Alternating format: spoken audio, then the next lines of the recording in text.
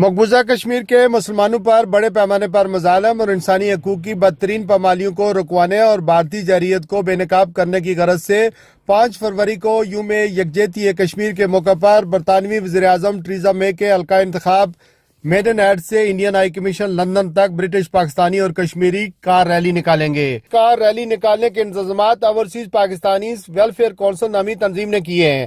اس تنظیم کے چیئرمین نعیم عباسی برطانیہ کے مختلف شہروں میں جا کر اپنی رابطہ مہم جاری رکھے ہوئے ہیں۔ اسی تناظر میں انہوں نے آکسفورڈ یونیورسٹی کے عقب میں ایک میٹنگ میں خصوصی طور پر اسلم ڈوگر اور پروفیسر مسعود اختر ہزاروی کے ہمراہ وہ شریک ہوئے۔